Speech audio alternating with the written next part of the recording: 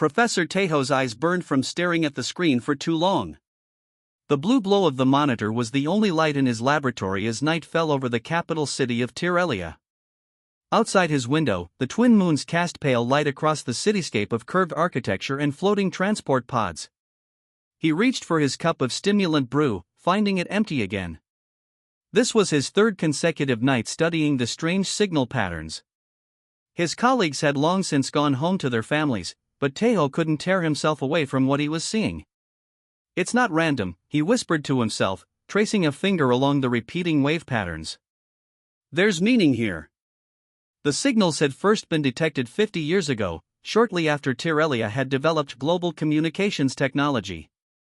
Most scientists had dismissed them as natural cosmic background radiation or equipment errors. But Taeho had noticed something his peers had missed: subtle changes in the patterns that suggested intelligence. His computer chimed as the new decryption algorithm finished running. Taeho sat up straight, his four-fingered hands trembling slightly as he opened the results. His heart pounded in his chest, causing the luminescent spots along his neck to pulse brightly in the darkroom. "This can't be right," he muttered, running the program again. The results remained the same. Within the seemingly random signals was an embedded message in a mathematical language, one that referred directly to Tyrelia. And most shocking of all, it mentioned a species called humans who had been observing their world. Taeho fumbled for his communication device and called Director Jaiwoo. "This had better be important, Professor," Jaiwoo answered, clearly annoyed at being disturbed so late. "Director, I've decoded the signal. We're being watched. Have been for decades." There was a long pause. "I'll be there in 20 minutes. When Director Jaiwoo arrived, Taeho had prepared a full presentation of his findings. Her skepticism was evident in the tight set of her jaw and the flat color of her usually expressive face scales. "Show me," she said simply. Taeho walked her through the decryption process, explaining how he had identified patterns that corresponded to mathematical constants. "The message is clear. A species called humans has been monitoring our communications, our development, our entire civilization since we first began broadcasting signals into space." Jaiwoo studied the data carefully. "If this is accurate, why would they announce their presence now after 50 years of silence?" "I believe they've been waiting for us to be ready," Taeho said. "Look at this segment here. It mentions technological development benchmarks. They may have established criteria for first contact. Or they're preparing for something else entirely," Jaiwoo countered, her security training making her naturally suspicious. The lab door slid open, and Security Chief Daehoon entered. His uniform was slightly rumpled, suggesting he too had been called from home. "I came as soon as I received your message," he said to Jaiwoo. "Is it true?" Jaiwoo gestured to the screens. "Professor Taeho believes so." Daehoon scanned the data quickly. "If an alien species has been observing us undetected for 5 decades, they likely possess technology far beyond our own. This could be a serious security threat. Or a chance for unprecedented advancement," Taeho argued. "Think of what we could learn." The three Tyrellians debated late into the night. By morning, they had agreed on a course of action. Director Jaiwoo would take Taeho's findings to the High Council while Daehoon quietly put defense systems on alert. 2 days later, Taeho stood nervously before the 7 members of the High Council. The chamber was ancient, carved from the living crystal that formed the planet's core. Each council member sat on a hovering platform arranged in a semicircle. "Professor, these claims are extraordinary," said head counselor Minji. "Many will say you've misinterpreted the data." "The evidence is clear," Taeho insisted. "I've run every verification test possible. The signals contain direct references to our world, our species, our history." "And what do these humans want?" asked Counselor Juno. "The message includes coordinates," Taeho explained. "I believe they want to meet." The council chamber erupted in voices, some fearful, others excited. Minji called for order with a soft chime. "If what you say is true, Professor, everything changes today," she said. "Our understanding of our place in the universe, our future, perhaps even our past." "What should we do?" asked Daehoon, who stood at attention near the chamber entrance. Minji looked thoughtful. We will respond to their message. We will meet these humans. But we will proceed with caution. As Tato left the council chamber, he felt both excitement and fear. Outside, life continued as normal in the city. Citizens went about their daily business, unaware that their world was about to change forever. Soon, everyone would know they were not alone, and they never had been. The Tyrellian vessel Eternal Light glided silently through the dark expanse of space. Its smooth, oval shape reflected the distant starlight as it approached the coordinates specified in the human message. Captain Miho stood on the command deck, his tall frame rigid with tension. The blue spots along his neck pulsed rapidly, betraying his nervousness despite his calm expression. Status report, he ordered. Science Officer Hyori looked up from her console. We've reached the designated meeting point, Captain.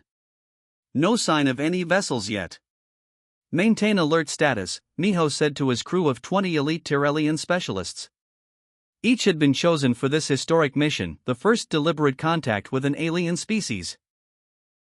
Professor Tejo stood by the main viewport, hands clasped behind his back. Since his discovery weeks ago, he had barely slept. The High Council had appointed him as the scientific lead for this mission, despite Security Chief Daehun's objections that Tejo was too eager to meet these mysterious observers. What if they don't come? Communications Specialist Dohyan asked, voicing the fear everyone shared. They'll come, Tejo replied with quiet confidence. They've been waiting 50 years for this moment. The bridge fell silent as everyone returned to their tasks. Minutes stretched into an hour. Captain, Hyori suddenly called out, her voice rising in pitch. Detecting energy readings at Mark 7. Something's arriving. All eyes turned to the main viewscreen as space itself seemed to ripple. A ship emerged from what appeared to be a fold in the darkness. That's impossible, Dohyan whispered. Our sensors detect no propulsion technology we recognize. Tejo moved closer to the screen. It's smaller than I expected. The human vessel was indeed modest, perhaps a third the size of their own ship. It lacked the sleek grandeur the Tyrellians had anticipated from a species capable of undetected observation for half a century. They're hailing us, Dohyan announced. Captain Miho straightened his uniform. On screen. The viewscreen flickered, and for the first time, the Tyrellians saw a human face. The being had no scales, no luminescent spots, just smooth skin with small features clustered in the center of a round head topped with dark fiber-like strands. Greetings from Earth, said the human, speaking in perfect Tyrellian. I'm Captain Yunji. We've waited a long time for this moment. Miho hesitated only briefly before responding. I am Captain Miho of the Tyrellian exploration vessel Eternal Light. We received your message. We're pleased you chose to respond, Captain Yunji said with what appeared to be a facial expression the Tyrellians didn't recognize. With your permission, we would like to dock for a face-to-face meeting. Security Chief Daehun stepped forward. Captain, I must advise against. Granted, Miho interrupted. Docking Bay 3 has been prepared for your arrival. When the communication ended, Daehun confronted the captain. Sir, we know nothing about these beings. They could carry diseases, weapons. They've had 50 years to harm us if that was their intention, Tejo pointed out. Why reveal themselves now only to attack? The docking procedure was remarkably smooth, suggesting the humans knew more about Tyrellian technology than was comfortable. Professor Tejo, Captain Miho, and Security Chief Daehun waited in the reception chamber as the airlock cycled. The door slid open to reveal 3 humans. They were shorter than the Tyrellians, with varying skin tones and physical features. Captain Yunji led the group, flanked by 2 others she introduced as Dr. Sunwo and Security Officer Gihun. Thank you for agreeing to meet with us, Yunji said, making a gesture that involved lowering her upper body slightly. Why now?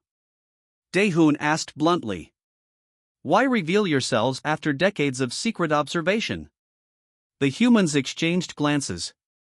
Dr. Sunwoo stepped forward. Your recent quantum communication breakthrough signaled your readiness for contact under our observation protocols. You've been studying us like specimens, Daehoon said accusingly. We prefer to think of it as careful introduction, Yoonji replied calmly. History has taught us that premature contact between civilizations can be destructive to both. Taeho couldn't contain his curiosity. Your ship, it's surprisingly modest for a species with your apparent technological capabilities. The human smiled, a gesture Taeho would later learn indicated amusement or approval. We chose this vessel deliberately, Dr. Sunwoo explained. We didn't want to overwhelm you with technology far beyond your current understanding. Then you do have more advanced ships? Captain Miho asked. We have much to share with you, Yoonji replied diplomatically. But first, we should establish trust. Would you like to see what we've learned about your beautiful world over the past 50 years? The human held out a small device that projected a three-dimensional image of Tyrelia in stunning detail, showing aspects of their planet even the Tyrellians had never seen. Ambassador Juno shifted uncomfortably in his seat aboard the human vessel. The air smelled different, cleaner perhaps, with subtle notes of something the Tyrellian diplomat couldn't identify.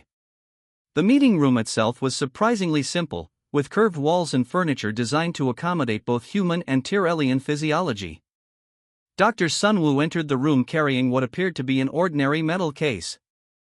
The human scientist had gentle eyes and moved with careful precision.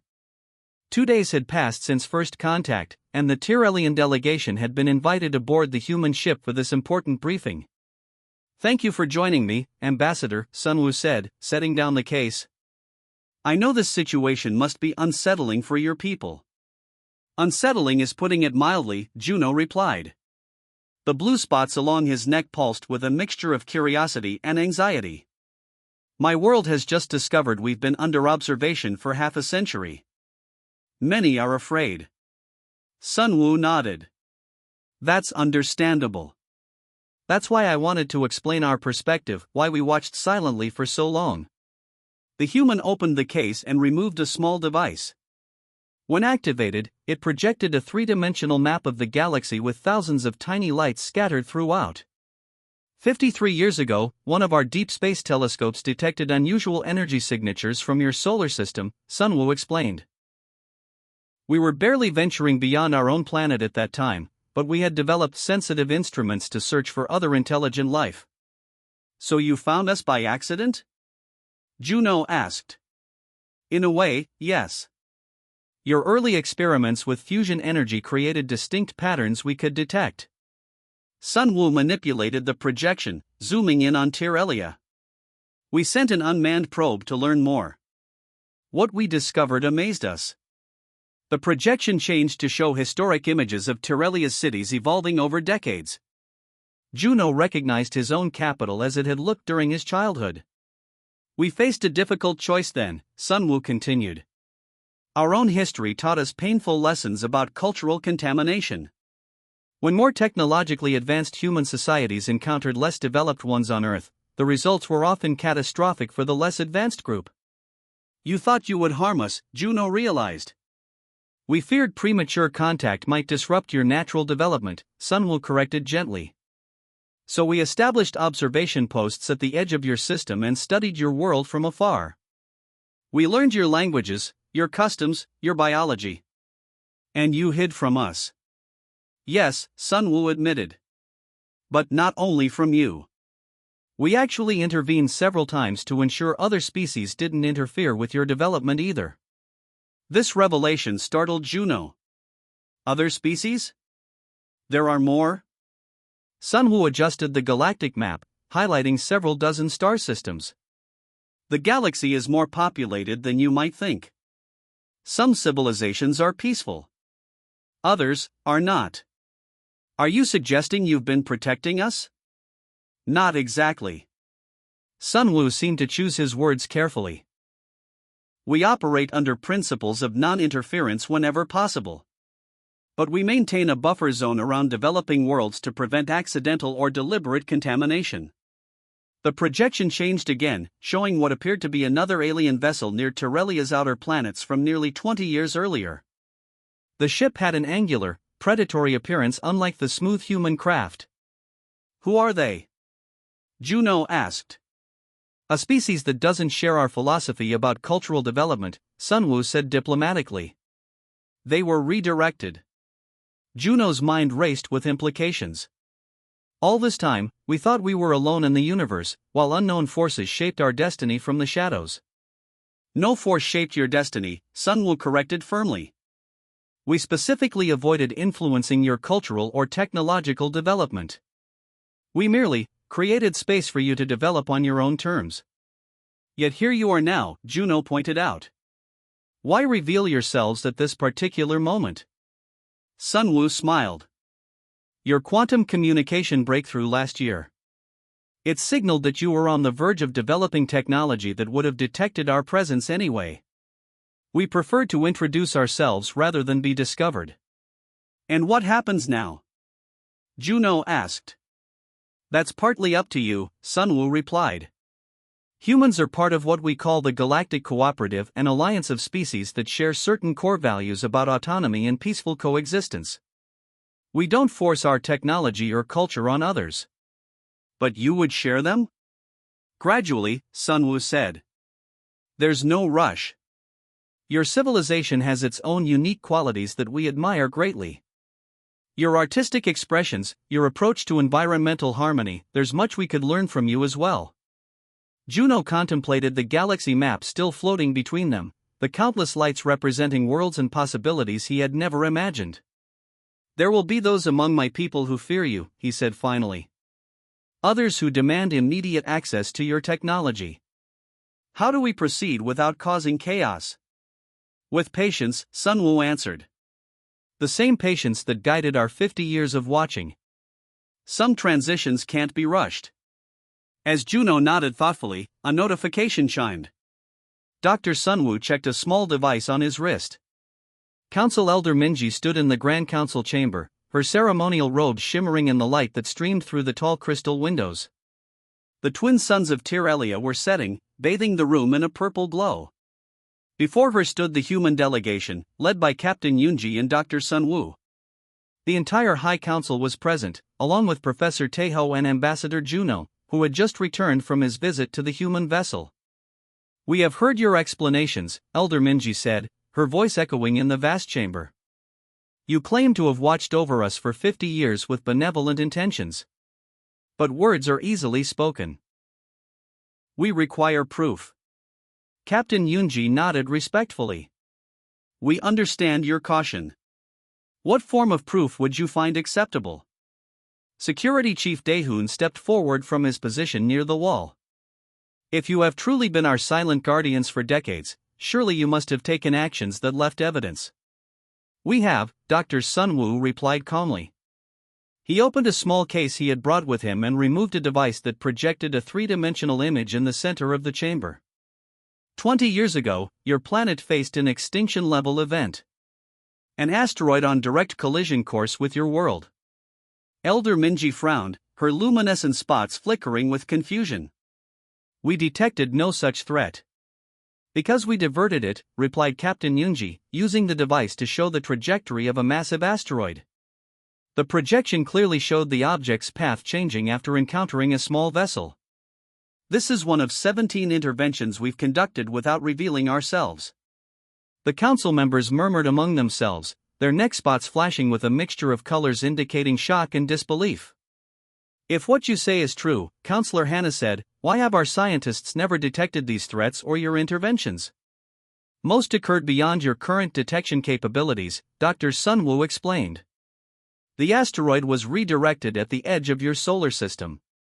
We were very careful to leave no evidence of our presence. Professor Taeho stepped forward. Council members, I've reviewed the data they've shared. The asteroid's original trajectory would have struck our southern continent. The impact would have caused global climate disruption and likely the collapse of our civilization. The council chamber erupted in debate.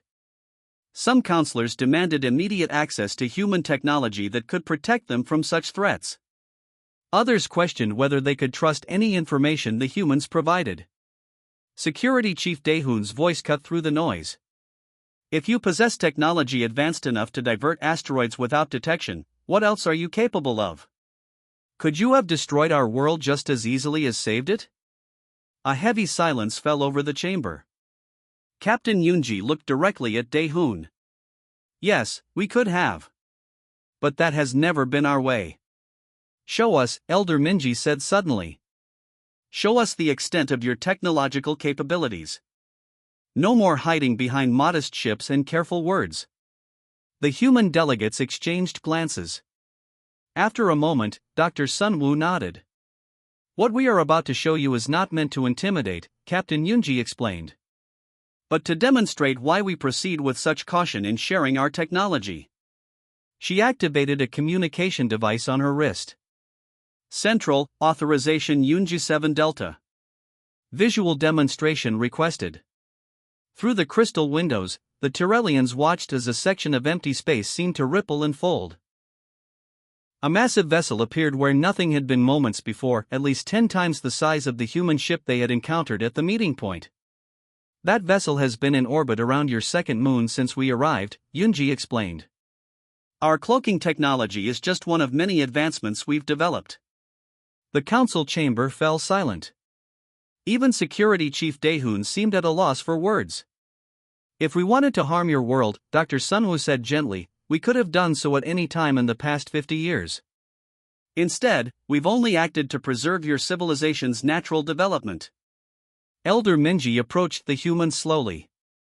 Your technology is indeed far beyond our understanding.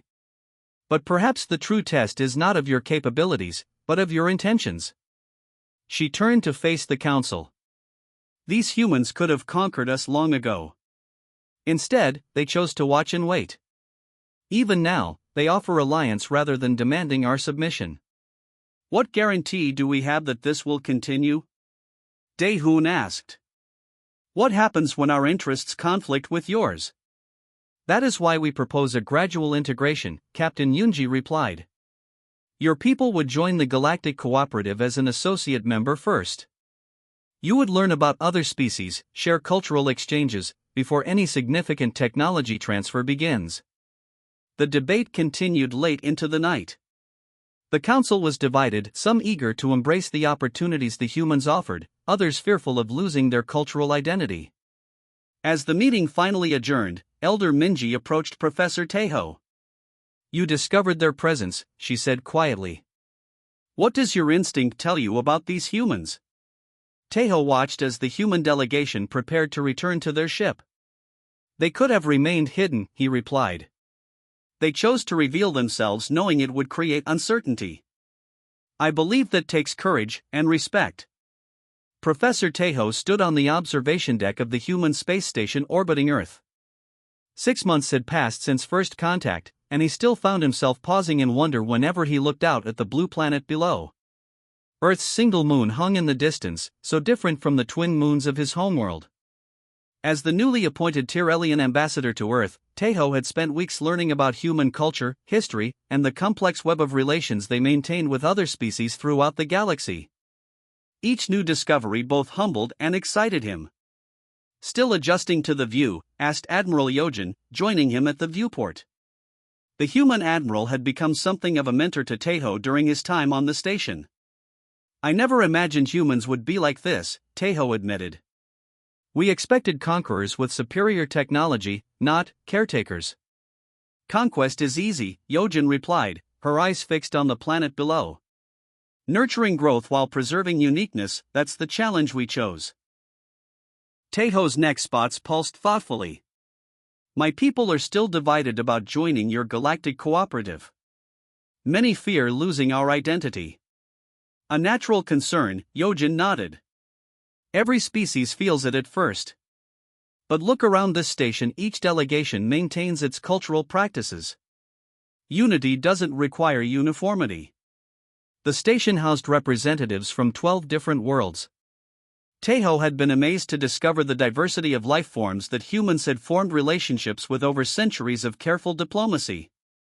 Today is an important day for you, Admiral Yojin said, checking the timepiece on her wrist. The council meeting begins in 1 hour. Taeho felt nervous energy pulse through his luminescent spots. Today, the Galactic Cooperative would vote on Tirelia's application for associate membership. After months of cultural exchange and diplomatic meetings, his people had finally decided to take this first step toward joining the wider galactic community. As they walked through the station's curved corridors, they passed beings of various shapes and sizes. Some nodded respectfully to Admiral Yojin, while others performed gestures Taeho assumed were their own cultural greetings. "Before we join the council," Yojin said, stopping at a doorway, "there's something I want to show you." She led him into a room Taeho hadn't visited before. The walls displayed three-dimensional star maps similar to those Dr. Sunwoo had shown him months ago. But these were more extensive, showing thousands of inhabited worlds throughout the galaxy. "What you see here are species at various stages of development," Yojin explained. "The blue markers represent worlds like yours, civilizations on the verge of faster-than-light travel that we're monitoring but haven't contacted yet." Taeho counted dozens of blue markers. "You're watching all of these worlds?" "Protection and preservation are central to our philosophy," Yojin said. "Each species brings unique perspectives to the galaxy. We learned long ago that diversity makes us all stronger." "And the red markers?" Taeho asked, noting several scattered throughout the map. Yojin's expression grew serious. "Those represent potentially aggressive civilizations. Species that developed with an emphasis on conquest rather than cooperation. What happens to them?" "We contain when necessary, but always hope for change. Several current cooperative members were once red markers." She smiled slightly. "Cultures can evolve with the right guidance." Later, in the Grand Council chamber, Taeho sat beside Elder Minji, who had traveled from Tirelia for this historic occasion. Representatives from 23 unique species filled the circular room. Some resembled insects, others were almost fluid in form, yet all communicated with mutual respect. The council leader, a tall being with 4 arms and iridescent skin, called the session to order. "Today we welcome observers from Tirelia, who seek associate membership in our cooperative." Elder Minji stood and addressed the assembly with dignity. "My people have lived in isolation, believing ourselves alone in the cosmos. Learning not only of humanity's existence but of this diverse gathering of species has transformed our understanding of our place in the universe." The council listened attentively as Minji described Tirelia's hopes and concerns about joining the interstellar community. When the vote came, it was unanimous. Tirelia would become the newest associate member of the Galactic Cooperative, beginning a carefully structured process of cultural exchange and gradual technology sharing. At the celebration afterward, Taeho found himself speaking with representatives from worlds he hadn't known existed 6 months earlier. Each had their own story of human first contact, their own path to development. "Your world will change," said a crystalline being who introduced herself as an ambassador from a planet called Narix. "But not in the ways you fear. Humans have a gift for helping species grow without losing what makes them unique." As the evening ended, Taeho returned to the observation deck for one last look at Earth. He understood now that humanity's greatest achievement wasn't their technology, but their patience, the wisdom to let each species find their own way among the stars. Tomorrow, he would return to Tirelia with news of their acceptance and the beginning of a new chapter for his people. They had been observed for 50 years, but that observation had been a gift they hadn't known they were receiving. And now, the stars themselves waited to welcome them.